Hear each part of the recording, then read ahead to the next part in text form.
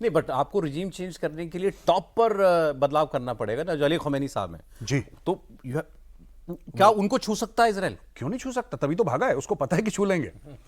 वो गायब हो गया अपने प्रेसिडेंशियल पैलेस से, जो भी उसका पैलेस था सुप्रीम लीडर का, जहां पे भी रहता था, वहां से गायब हो गया। अब पता लगा कि सेकंड टाइम उसने अपनी लोकेशन चेंज करी है। अच्छा। वो भी बिल्कुल नसरल्ला की तरह, जैसे नसरल्ला कहीं पे एक दिन ज्यादा नहीं रहता था, वो भी दो बार अपनी लोकेशन चेंज कर चुका है वो। क्योंकि एक और चीज बेंजामिन नेतन्याहू ने बोली थी, और ये इसने अमेरिका में बोली थी, कि कोई ऐसी जगह नहीं है जहां पे तुम हमसे छुप पाओगे, हमें पता है तुम कहां पे हो, and we'll hunt you down, we'll मतलब। पर सर लेकिन वो केवल एक पॉलिटिकल फिगर नहीं है ना, वो सुप्रीम लीडर है ईरान के, ये तो बात ठीक है। हाँ। बट वो एक रिलीजियस लीडर है। दुनिया भर के शियाओं के जो करोड़ों करोड़ों में होंगे, हमारे यहाँ भी करोड़ों में हैं लोग वैसे, उनके सुप्रीम रिलीजियस लीडर हैं। हाँ, लेकिन मैं एक और उनको बात छूने का मतलब नहीं, उनको कोई मतलब कुछ नहीं होगा। और जगह प्रोटेस्ट होगी। देखिए बात यह है ना कि एक तो दूर से आपने सुप्रीम लीडर बोल दिया, अगर कोई यहां पे शिया है भारत में या पाकिस्तान में या कहीं और इराक में भी हैं, आप वो तो नहीं उसके रूल के अंडर रह रहे ना, वो तो उसके कोड़े नहीं खा रहे। तो एक तो है रिलीजियस लीडर कि आप भाई religious, he is not religious leader of Shias. मुसलमानों में कोई इसका स्कोप नहीं है कि ये हमारा रिलीजियस लीडर है।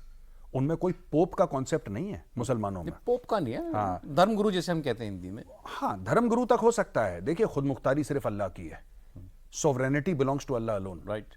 उसमें बंदे और अल्लाह के बीच में कोई दरमियानी इंसान का कोई रोल है नहीं। लोग बन जाते हैं धर्मगुरु, पावरफुल बन जाते हैं, पर यह कहना कि वो शियाओं का लीडर है, वो शियाओं का लीडर नहीं है। हाँ, Iran is the largest Shia country in the world, और उसका वो सुप्रीम लीडर है, उतना है।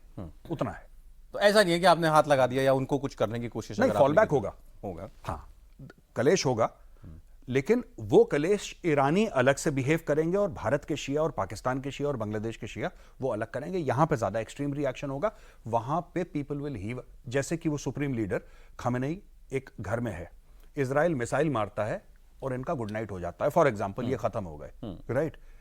ईरान में जो भी होगा प्रायोजित होगा, कि लोग आ गए सड़क में फ्लैग्स लेके और मास्क वास्क पहन के, ये सब जो ड्रामा चलता है वहां पे, वो एक प्रायोजित है, वो एक स्पॉन्सर्ड है, वो जरूर होगा। लेकिन आम लोग जो हैं, they will heave a sigh of relief. एक पोस्टर था बड़ा फेमस, पता नहीं आपकी नजरों से गुजरा कि नहीं। उस पोस्टर में पता है क्या बोला है? You will be very surprised. वहां पे तेहरान के लोगों ने पोस्टर अपनी सड़कों पे लगाया है कि ये जो बंदा है ना, ये जो बंदा खमेनी है, वो इजरायलियों को बोल रहे हैं तुम इसको मारो। यार, हमारा तुमसे कोई लेना देना नहीं है। अच्छा। हाँ, वो बड़ा फेमस वायरल हुआ था। वो कह रहे हैं कि इसको मारो, यार इन लोगों को मारो, ये तुम्हारे खिलाफ कर रहे हैं, हमास वमास, हमारा हमास से कोई लेना देना नहीं है, हमें बख्शो, इसको मारो, यही है कलेश की जड़। अच्छा। वहां के लोग बड़े परेशान हैं इस क्लर्जी से। अब सर क्या उस हद तक इजराइल जाएगा? रिजीम चेंज जो है वही असल मकसद है? मैं कहीं पढ़ रहा था कि भाई अभी पहले इजराइल के निशाने पर ईरान के न्यूक्लियर एसेट्स हो सकते हैं। नहीं, बिल्कुल सही बात है। अब ये लड़ाई, जैसे कहते हैं कि आर पार की लड़ाई होने के अंदेश ज़्यादा लग रहे हैं, और ईरान को एक तरह से आपने with the back to the wall वाली सिचुएशन में आ गया था, जहाँ पे अगर वो कोई एक्शन नहीं लेता तो दिन पर दिन उसके लिए सिचुएशन ख़राब होती जा रही थी। पहले जो है इस्माइल हनिया की हत्या हुई, फिर फौद शुक्र की हत्या हुई, फिर 16-17 सितंबर से जिस प्रकार से हिजबुल्लाह के पूरे कमांड कंट्रोल स्ट्रक्चर को बर्बाद किया गया, और लास्ट में जो नसरुल्लाह की 27 सितंबर को हत्या की गई, तो एक के बाद एक जो वार हो रहे थे, चाहे हिजबुल्लाह के ऊपर हो रहे थे, बट वार फील कौन कर रहा था? ईरान फील कर रहा था। दूसरी बात, मेरे हिसाब से तैयारी चाहे चल रही थी नहीं चल रही थी, डिसीजन मेकिंग में क्या प्रोसेस था वो कोई डेफिनेट नहीं कह सकता, बट फाइनल ट्रिगर जैसे कहते हैं ना कि भाई हर एक्शन से पहले जो एक फाइनल ट्रिगर होता है जो उसको एक्शन में लाने के लिए मजबूर करता है, वो था मेरे ख्याल से 2 दिन पहले जो मेजर गौरव ने भी उसका जिक्र किया, जो नेतन्याहू ने डायरेक्ट टेलीविजन पे एड्रेस किया ईरानियन लोगों को। अच्छा। वो जो 3 मिनट का एड्रेस था, अगर आप उसको सुने, वो ऐसा एड्रेस है, ऐसे लग रहा है जैसे कि कोई राजा अपनी प्रजा से बात कर रहा है कि आप चिंता मत करिए, आप कुछ दिनों में आज़ाद हो जाएंगे, आपकी कोई गलती नहीं है, आपको इसमें बहकाया जा रहा है। ईरान गाज़ा स्ट्रिप और वेस्ट बैंक नहीं है, ईरान हिजबुल्लाह की टेरिटरी नहीं है साउथ लेबनान में। Iran is a sovereign country.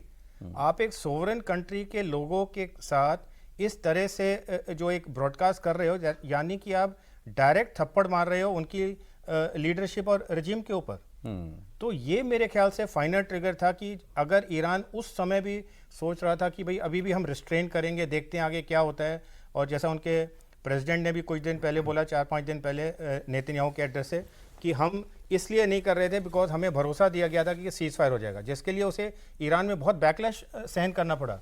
अच्छा। कि ये कैसा आपका पुअर डिसीजन मेकिंग प्रोसेस है कि आप अपनी प्रेस्टीज, अपने स्टेटस आप को छोड़ के आप एक तीसरी पार्टी के ऊपर डिपेंडेंट हो कि अगर वो सीज फायर कर देगा तो चलो हम मान लेंगे कि अभी हमें हानिया और नसरुल्लाह की डेथ का बदला लेने की ज़रूरत नहीं है।